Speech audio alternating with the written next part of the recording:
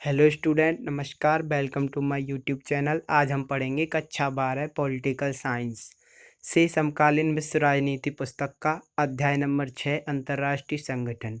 तो चलिए दोस्तों, वीडियो स्टार्ट करते हैं। पहला क्वेश्चन है निषेधाधिकार वीटो के बारे में नीचे कुछ कथन दिए गए हैं, इनमें प्रत्येक के आगे सही या गलत का चिन्ह लगाएं। पहला है का सुरक्षा परिषद के सिर्फ स्थायी सदस्यों को वीटो का अधिकार है, ये बिल्कुल सही है। खा है यह एक तरह की नकारात्मक शक्ति है, ये भी सही है। गा है सुरक्षा परिषद के फैसलों से असंतुष्ट होने पर महासचिव वीटो का प्रयोग करता है, ये गलत है। घा है एक वीटो से भी सुरक्षा परिषद का प्रस्ताव नामंजूर हो सकता है, ये बिल्कुल सही है। क्वेश्चन 2 है संयुक्त राष्ट्र संघ के कामकाज के बारे में नीचे कुछ कथन दिए गए हैं, इनमें से प्रत्येक के सामने सही या गलत का चिन्ह लगाएं। पहला है का सुरक्षा और शांति से जुड़े सभी मसलों का निपटारा सुरक्षा परिषद में होता है, ये सही है। दूसरा है खा मानवतावादी नीतियों का क्रियान्वयन विश्व भर में फैली मुख्य शाखाओं तथा एजेंसियों के मार्फत होता है, ये सही है। गा है सुरक्षा के किसी मसले पर जांचें पांचों स्थायी सदस्य देशों का सहमत होना उसके बारे में लिए गए फैसले के क्रियान्वयन के लिए जरूरी है, ये सही है। घा है संयुक्त राष्ट्र संघ की महासभा के सभी सदस्य संयुक्त राष्ट्र संघ बेफ बाकी प्रमुख अंगों और विशेष एजेंसियों के स्वतः सदस्य हो जाते हैं, ये गलत है। क्वेश्चन 3 है निम्नलिखित में से कौन सा तथ्य सुरक्षा परिषद में भारत की स्थायी सदस्यता के प्रस्ताव को ज़्यादा वजनदार बनाता है। का है परमाणु क्षमता। खा भारत संयुक्त राष्ट्र संघ के जन्म से ही उसका सदस्य है। गा है भारत एशिया में स्थित है। घा है भारत की बढ़ती हुई आर्थिक ताकत और स्थिर राजनीतिक व्यवस्था। तो इसका उत्तर है का परमाणु क्षमता भारत को स्थायी सदस्यता का दावेदार नहीं बनाती। खा है भारत का संयुक्त राष्ट्र का जन्म से ही सदस्य होना स्थायी सदस्यता के दावे को मजबूत करता है। गा भारत का एशिया में स्थित होना स्थायी सदस्यता का उचित दावा नहीं करता। घा स्थायी सदस्यता के लिए भारत की बढ़ती हुई आर्थिक ताकत और स्थिर स्थिर राजनीतिक व्यवस्था सहायक है। 4वां क्वेश्चन है परमाणु प्रौद्योगिकी के शांतिपूर्ण उपयोग और उसकी सुरक्षा से सब संयुक्त राष्ट्र संघ एजेंसी का नाम है। तो इसका उत्तर है खा अंतर्राष्ट्रीय आणविक ऊर्जा एजेंसी। क्वेश्चन नंबर 5 है विश्व व्यापार संगठन निम्नलिखित में से किस संगठन का उत्तराधिकारी है। इसका उत्तर है का general agreement on trade and tariff, ये इसका सही उत्तर है। 6वां है रिक्त स्थानों की पूर्ति करें। का है संयुक्त राष्ट्र संघ का मुख्य उद्देश्य। तो इसका है शांति स्थापना।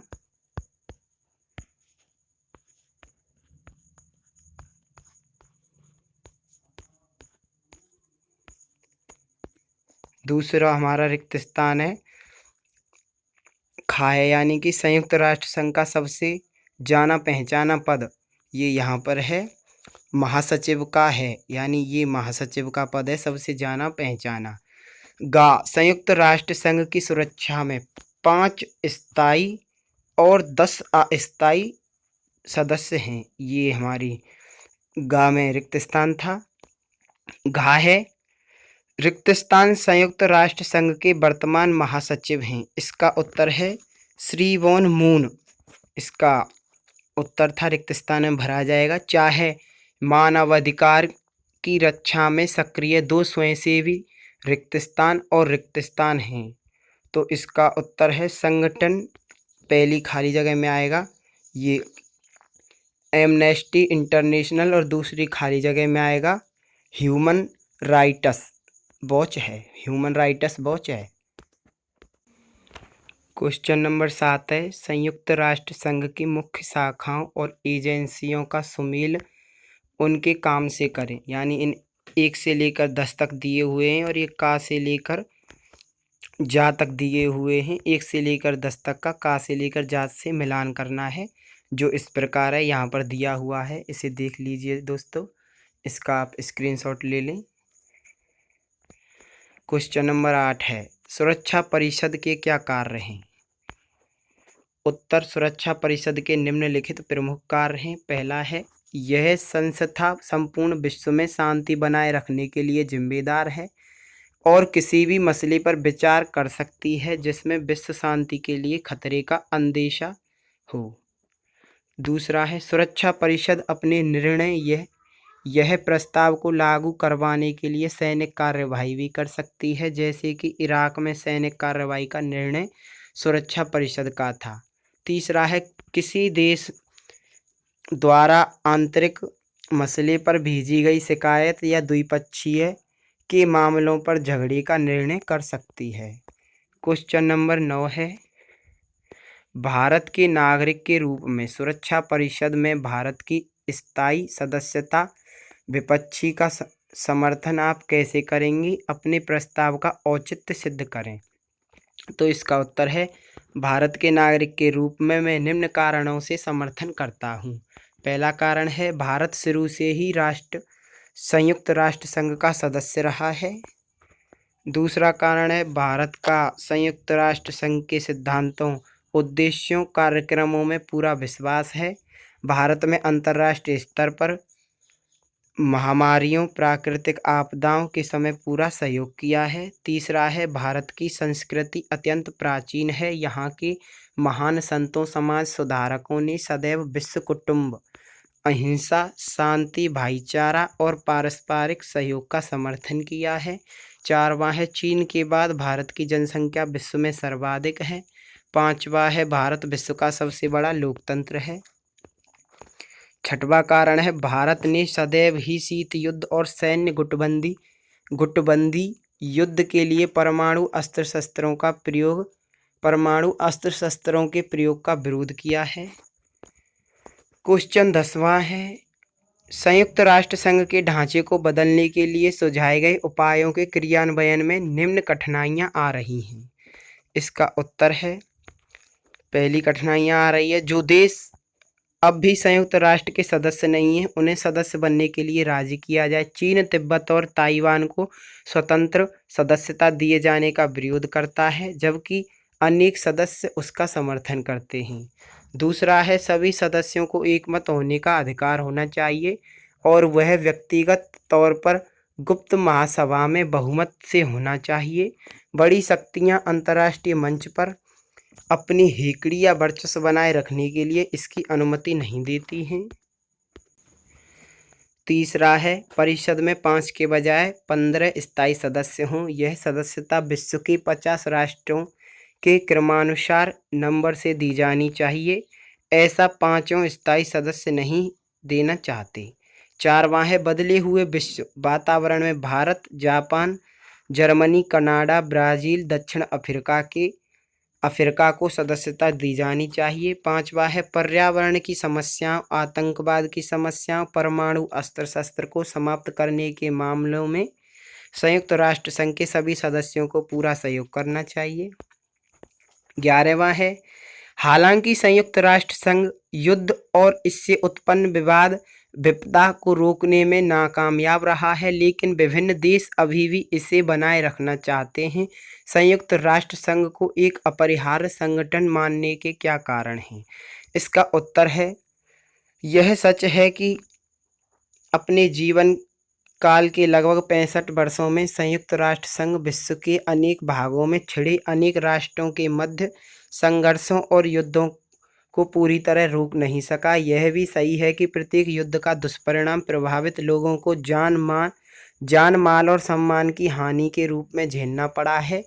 इसे भी संयुक्त राष्ट्र संघ नहीं रोक सका, परंतु इसके बावजूद संयुक्त राष्ट्र संघ अपनी पूर्ववर्ती संस्था राष्ट्र संघ लीग ऑफ नेशंस की तरह दूसरे विश्व युद्ध के बाद असफल नहीं हुआ और तीसरे विश्व युद्ध को साकार रूप नहीं होने दिया। अनेक असफलताओं के बावजूद संयुक्त राष्ट्र संघ को बनाए रखना बहुत आवश्यक है, क्योंकि पहला पॉइंट है, संयुक्त राष्ट्र संघ में कुछ कमियां हैं, परंतु इसके बिना विश्व और खस्ताहाल में होगा। आज विभिन्न समाजों तथा मुद्दों के बीच आपसी तार जोड़े जा रहे हैं। दूसरा पॉइंट है, संयुक्त राष्ट्र संघ अमेरिका और बाकी दुनिया के बीच विभिन्न मुद्दों पर बातचीत कायम कर सकता है। संयुक्त राष्ट्र संघ ऐसा मंच है जहां अमेरिकी रवैया और नीतियों पर कुछ नियंत्रण लाया जा सकता है। तीसरा पॉइंट है, आज संयुक्त राष्ट्र संघ में भिन्न 192 देश इसके सदस्य बन चुके हैं। यह दुनिया का सबसे बड़ा प्रभावशाली अंतर्राष्ट्रीय मंच है। यहाँ पर अंतर्राष्ट्रीय शांति, सुरक्षा, सामाजिक आर्थिक समस्याओं पर खुले मस्तिष्क से वाद विवाद और विचार विमर्श होता है। निस्संदेह इससे अंतर्राष्ट्रीय वातावरण को सौहार्दपूर्ण बनाए रखने में प्रशंसनीय मदद मिली है। क्वेश्चन 4 है, यह सही है कि कुछ राष्ट्रों के पास अणु और परमाणु बम हैं, लेकिन यह भी सही है कि बड़े शक्तियों के प्रभाव के कारण पर्याप्त सीमा तक सर्वाधिक भयंकर हथियारों के निर्माण और रासायनिक व जैविक हथियारों के प्रयोग और निर्माण को रोकने में इस संस्था को सफलता मिली है। क्वेश्चन 12 है, संयुक्त राष्ट्र संघ में सुधार का अर्थ है सुरक्षा परिषद बीफ ढांचे में बदलाव। इस कथन का सत्यापन करें। इसका उत्तर है, उपरोक्त कथन बिल्कुल सत्य है। संयुक्त राष्ट्र संघ का सबसे महत्वपूर्ण अंग सुरक्षा परिषद है, अतः इसके ढांचे में बदलाव ही संयुक्त राष्ट्र संघ में सुधार करना है। विश्व की 5 बड़ी शक्तियों को इसमें स्थायी सदस्यता और 10 अन्य महत्वपूर्ण देशों को अस्थायी सदस्यता दी जाती है। मेरे विचार से अब विश्व की बदलती परिस्थितियों में इस अंग का परिवर्तन होना चाहिए। पहला पॉइंट है, सुरक्षा परिषद के कुल सदस्य देशों की संख्या 15 है, जिनमें से 5 स्थायी और 10 अस्थायी सदस्य हैं। संयुक्त राष्ट्र संघ में सुधार हेतु इन सदस्यों की संख्या बढ़ाकर क्रमशः 15 और 36 कर देनी चाहिए। इस प्रस्ताव को कुल 51 राष्ट्र मिलकर बहुमत से पारित करें, जिस पर विचार विमर्श महासभा में भी होना चाहिए। दूसरा है, जो राष्ट्र विश्व शांति और सुरक्षा के साथ खिलवाड़ करें, उनके विरुद्ध संयुक्त सेनाएं देनी चाहिए।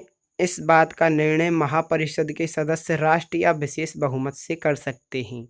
तीसरा है, आर्थिक और सामाजिक सहयोग के लिए संयुक्त राष्ट्र कोष बनाया जाए, जिसमें निश्चित रूप में प्रत्येक महीने हर राष्ट्र अपनी कुल राष्ट्रीय आय का एक निर्धारित हिस्सा दान करे। प्राकृतिक विपत्तियों के समय उस कोष का इस्तेमाल अनुदान के रूप में हो, लेकिन 15 या 20 वर्ष के बाद उस राशि को वसूल किया जाना चाहिए।